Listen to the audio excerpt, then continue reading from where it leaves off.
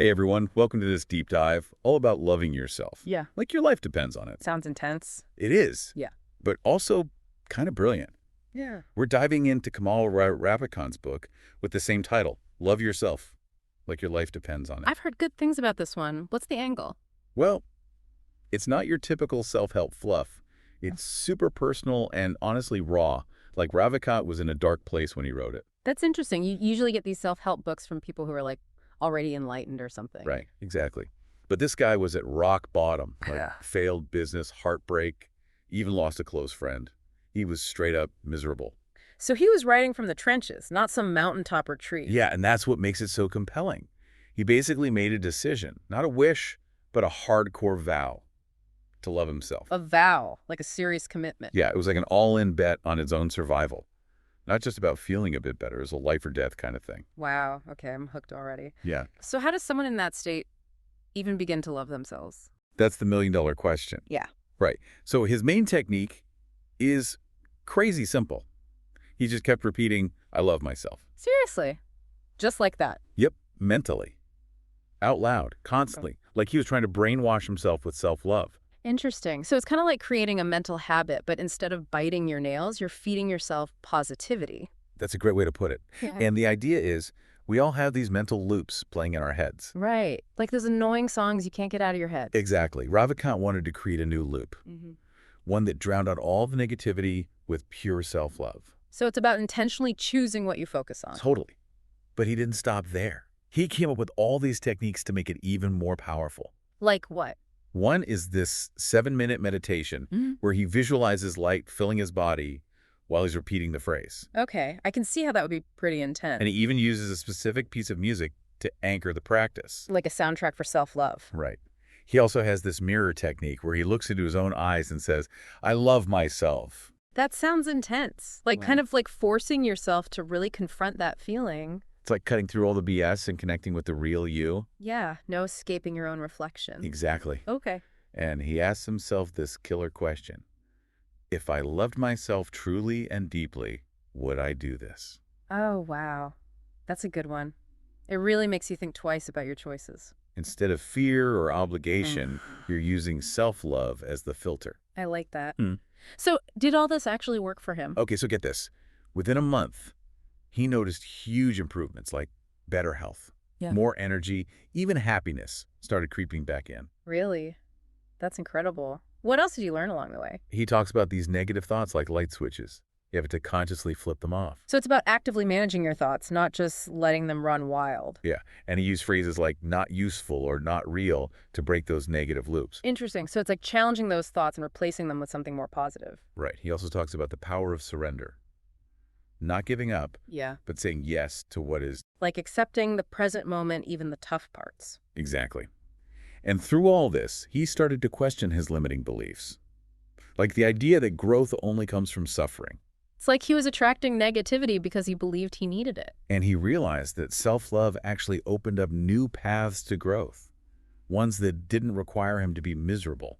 That's a huge shift in perspective. He also realized that self-love is essential before you can truly help others.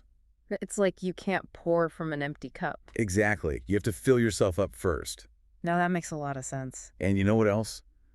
Ravikant is a big believer in commitment, like hardcore commitment. He even compares it to his time in the military. So it's about going all in. Yeah, he talks about making vows and creating rituals to reinforce the practice. Like what kind of rituals? One is his 10 breaths technique. Basically, he takes 10 deep breaths throughout the day, and with each breath, he focuses on the feeling of self-love. So it's about making self-love a habit, something you practice regularly. Exactly. But here's the thing. Even after all this progress, Ravikant still hit roadblocks. Oh no, like what happened? He went through another heartbreak, which really tested his self-love practice. So even after all that work, life still threw him a curveball. Yeah, it happens. And he emphasizes the importance of self-forgiveness and seeing these setbacks as part of the process. So it's not about being perfect, but about learning and growing from those experiences. He also points out that heartbreak often triggers childhood abandonment wounds. Makes sense. Those old hurts can resurface when we go through tough times. So comforting your inner child becomes crucial. It's like giving yourself the same love and support you would give to a child who's hurting. Right. And he talks about choosing to model excellence, inspired by Dwayne "The Rock" Johnson. Interesting. So finding role models who embody what you want to achieve. Exactly. He saw how The Rock embodied dedication and resilience and wanted to cultivate those qualities in himself. Makes sense. And here's a key realization. He realized that the love he had for his ex-partner, he should also be giving to himself. Wow, that's powerful. It's like redirecting that love inward. It's not about being narcissistic, but about recognizing your own worthiness of that same depth of feeling. He also mentions this crazy vivid dream he had about a brick wall with a message, "Go live great." Like a sign from the universe. Yeah, it was like a call to action, a push to step into his potential. It's about moving from feeling like a victim to becoming empowered. Totally. And get this, he also starts to embrace this belief, life loves me. That's a bold statement. I know, right? But it seems like it really helped him stay afloat when things got tough. It's like a safety net, a reminder that you're supported no matter what. He also uses that phrase to connect with and comfort his inner child, especially during difficult times. It's about cultivating a deep trust in yourself and in life. And you know what's really cool? He finds insights in the most everyday things, Like what? like watching a couple taking photos and being reminded to capture moments of joy. It's about being present and appreciating the simple things. Yeah. And there was this time a stranger offered him prayers, which he accepted gratefully. It's a reminder that kindness can show up in the most unexpected ways. And what's fascinating is that instead of setting rigid goals, he focuses on embodying excellence, fueled by this fierce self-love. So it's about continuous growth, letting self-love guide his choices and actions. Exactly. And he recognizes that growth is cyclical. You reach a peak, then you have to recommit, go deeper. So it's an ongoing journey, not a one-time fix. Yeah, he's always pushing himself to evolve and grow. Sounds like he learned a lot from his experiences. He did, and we've only just scratched the surface. I can't wait to hear more. Me too. Let's dive into the next part of Ravikant's story and see what other gems he uncovered. Sounds good. I'm ready when you are. Okay, let's go. All right. So picking up where we left off, Ravikant is all about letting go of baggage. Like really letting go. Interesting. How did he do that? He describes his powerful ritual of casting his burdens into the sea. Literally. Like throwing stuff in the ocean. Well, not exactly. It was more symbolic. He took a rock and wrapped it in a list of things he forgives himself for. Oh, wow. So it's like releasing those burdens physically and emotionally. Exactly. It's about making a conscious decision to let go of the past. That's pretty powerful. And he also mentions a theta healing session. Yeah, have you heard of that? I've heard of it, but I don't know much about it. What is it exactly? It's a type of energy healing where he uncovers this deeply rooted belief, they always leave me. Oh, wow. So heavy. Where do you think that belief came from? It was connected to childhood abandonment. He realized this belief was affecting his relationships. It's like a self-fulfilling prophecy. Yeah, and the crazy thing is, he still acknowledged the love he had for his ex, even after letting go of that limiting belief. So it's not about erasing feelings, but about changing the way you view them. It's about recognizing that letting go doesn't mean you didn't care. It just means you're choosing to move on in a healthy way.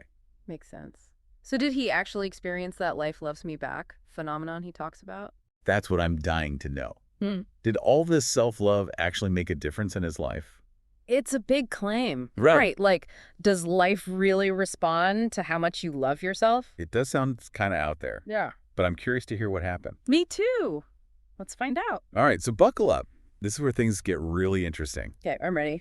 So Ravikant starts to notice these synchronicities, like things just start falling into place effortlessly. Interesting. You know, I've actually experienced that myself when I'm in a good place mentally. Things just seem to flow better. Right, it's like the universe is conspiring to help you. Totally. He also talks about resources appearing at the right moment, almost like magic. Like when you need something and it just shows up. And he starts getting these intuitive nudges, guiding him towards what he needs. It's like he's tapping into a higher wisdom. So it's not just about attracting external things. It's about cultivating a deeper connection with yourself and with life. Exactly. And his relationships start to change too. How so? They become more authentic. He's not afraid to be himself, even if it leads to conflict. So he's more honest and open? Yeah. And because of that, he's able to connect with people on a deeper level. It's like when you're true to yourself, you attract the right people into your life? Totally. Yeah. And he starts feeling less fearful and insecure. Makes sense. When you love and accept yourself, you don't need external validation as much. You're coming from a place of inner strength. And that frees you up to be more vulnerable and open in your relationship. Exactly. And he's also able to let go of past hurts and resentment. It's like he stops defining himself by those experiences. Yeah, he chooses to forgive himself and others, and that frees him from the baggage of the past. Wow. So powerful. And get this, he develops a deep sense of gratitude. It's like when you shift your focus to appreciate what you have instead of dwelling on what's missing. Right. It can really change your whole outlook on life. Totally. So it seems like his commitment to self-love really did have a positive ripple effect. It's like he unlocked a new level of peace and happiness by changing his internal world. And the amazing thing is he achieved all this with a deceptively simple practice repeating, "I love myself." It's a reminder that we have the power to reprogram our thoughts and create new habits. Even for something as fundamental as self-love. But he also emphasizes the importance of making it a daily ritual, not just a fleeting thought. Like brushing your teeth, but for your soul. Uh-huh. Yeah. Exactly. It's about making self-love a non-negotiable priority. I love that. So what about those setbacks he faced? Did he ever talk about how he dealt with those? He did. He was very honest about the fact that self-love isn't a magic cure-all. Me too. Meaning, even after making significant progress, he still faced challenges, like that heartbreaking experience which triggered his abandonment issues. Yeah, we talked about that. Right. And he had to learn to be kind to himself and comfort his inner child. It's like recognizing that those wounds are a part of who you are. And that's okay. It's about holding space for your vulnerabilities with compassion. And giving yourself the same love and support you would give to someone you care about. Exactly. And it's inspiring how he used those challenges as opportunities for growth. Remember how he was inspired by Dwayne "The Rock" Johnson? Yeah, he admired his dedication and resilience. And he chose to model those qualities in his own life. It's like finding a role model who embodies what you want to achieve. And his realization that he deserved the same love he had for his ex-partner was so powerful. It's about recognizing your own worthiness of that deep love and care. And he had that vivid dream about the brick wall with the message, "Go live great." It was like a call to action to step into his full potential. And his belief, "Life loves me," became like a mantra. It's a powerful affirmation to cultivate trust in yourself and the journey. He also found meaning and inspiration in everyday experiences, like watching a couple taking photos. It's about being present and appreciating the little things. And he was open to receiving kindness from unexpected sources, like that stranger who offered him prayers. It's a reminder that we're all connected and that support can come from anywhere. And instead of setting rigid goals, he made a vow to embody excellence, fueled by his self-love. It's about embracing continuous growth and letting self-love guide your choices and actions. His journey is a testament to the transformative power of self-love. It's not a destination, but an ongoing process of self-discovery and evolution. So after diving deep into Ravikant's story, what would you say is the most important takeaway for our listener? That's a good question. I think the biggest takeaway is that self-love is a practice, not a one-time fix. It's something you have to cultivate and nurture every day. And it's not about being perfect. It's about being kind to yourself and choosing to see the good in yourself even when you mess up. It's about recognizing your worthiness of love and treating yourself accordingly. And the best part is that when you start loving yourself truly and deeply, everything else in your life starts to shift too. Your relationships, your work, your health, your overall well-being. It's like a ripple effect of positivity. Exactly. So if you're looking to create a more fulfilling and joyful life, start by loving yourself. Like your life depends on it. I love that. So tell me, what's next on our deep dive agenda? Well, we've explored the power of self-love, but now I'm curious about something else. What's that? What about the people in our lives who don't seem to love themselves? That's a tough one. It is, Yeah. right? Like, how do we help them? Or should we even try? I don't know. That's a really good question. Maybe that's something we can explore in our next deep dive. I'm game. What do you say we tackle that next time? Sounds like a plan. Yeah. I'm already excited to dive into that. Me too. It's going to be interesting. Okay.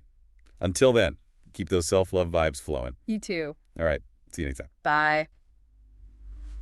Okay, so picking up where we left off, Ravikant is all about letting go of baggage. Like really letting go. Right? We were talking about that. How'd he do that? Well, he describes this super powerful ritual of casting his burdens into the sea. Like throwing stuff in the ocean? Not literally. It's more symbolic. Like, he took a Oh. rock and wrapped it in a list of things he forgives himself for. Oh, I get it. So it's about releasing those burdens both physically and emotionally. Exactly, a conscious decision to move on. Makes sense. And then there's that theta healing session. Have you heard of that? Yeah, but I don't know much about it. What is it exactly? It's a type of energy healing where he uncovers this deeply rooted belief, they always leave me, Wow, that's heavy. Where'd that come from? childhood abandonment. Ah, And he realized this belief was affecting his relationships, like creating a self-fulfilling prophecy. right. But here's the interesting part.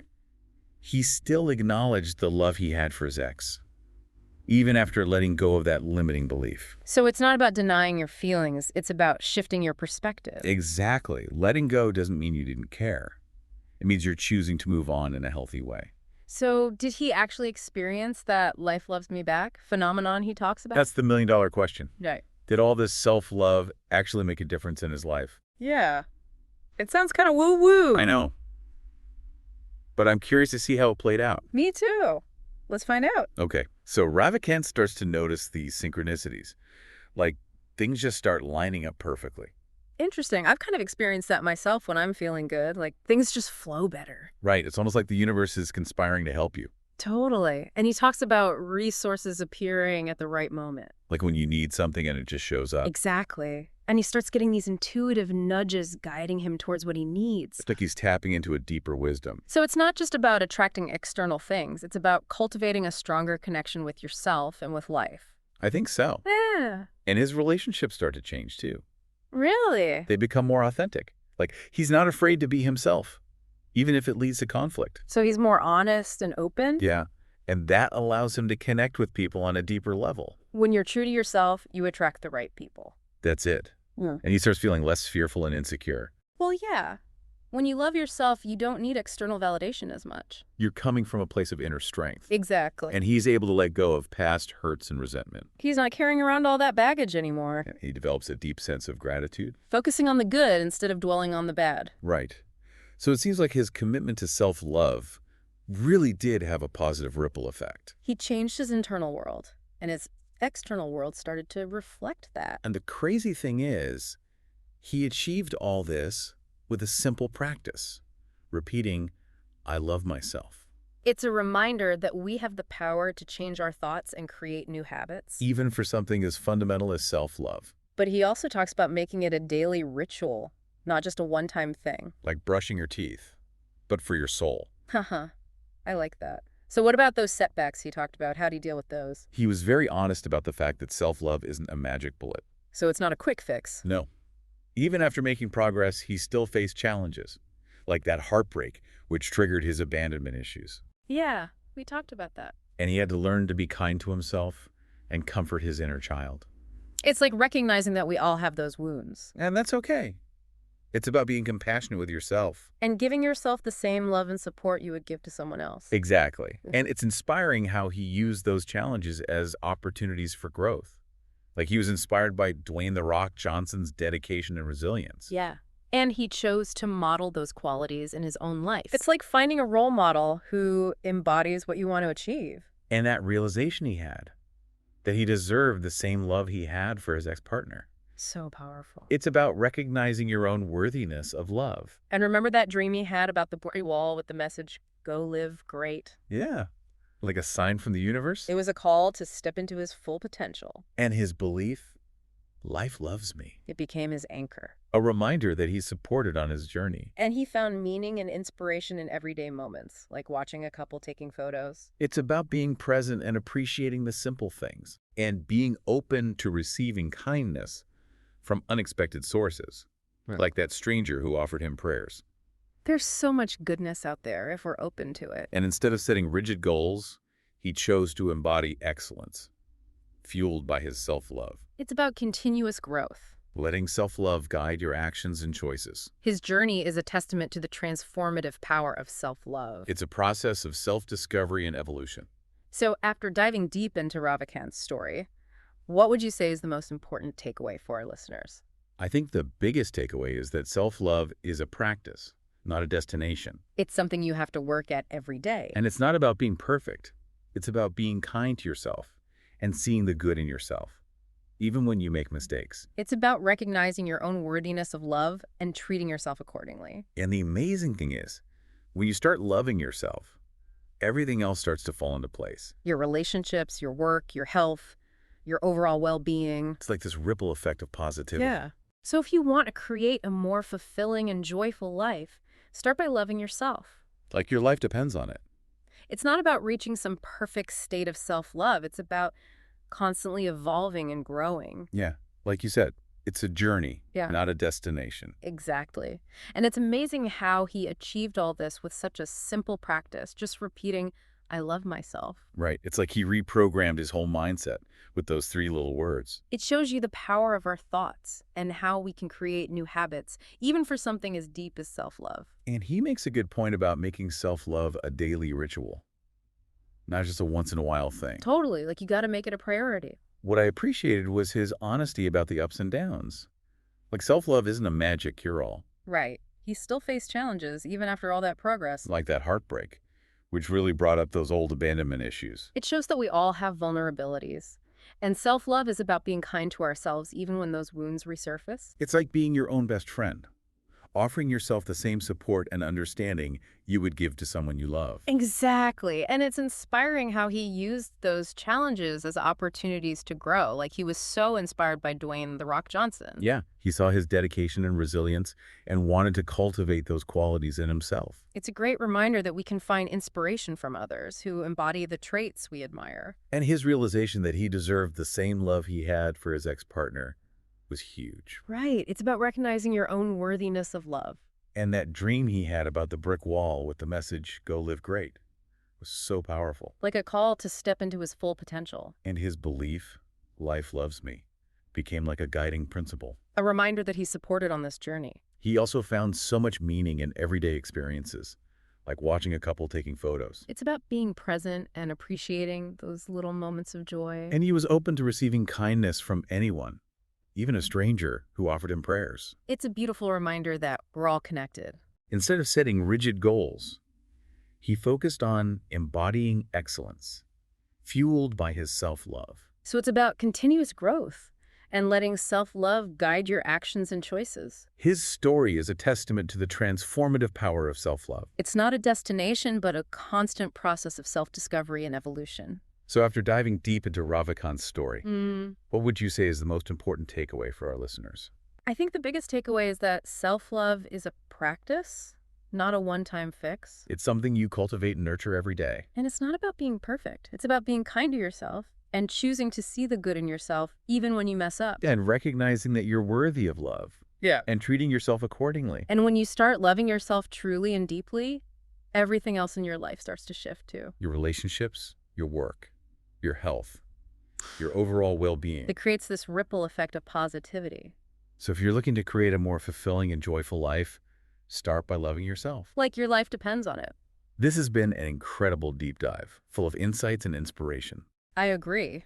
It's amazing how much we can learn from one person's journey. And Ravikant's story is a powerful reminder that self-love isn't selfish. It's essential. It's the foundation for everything else in our lives. So to all our listeners out there, we encourage you to embrace the practice of self-love and see what unfolds. You might be surprised by the positive changes you experience. Thank you for joining us on this deep dive. It's been a pleasure. Until next time, keep exploring, keep growing, and keep loving yourself. See you then.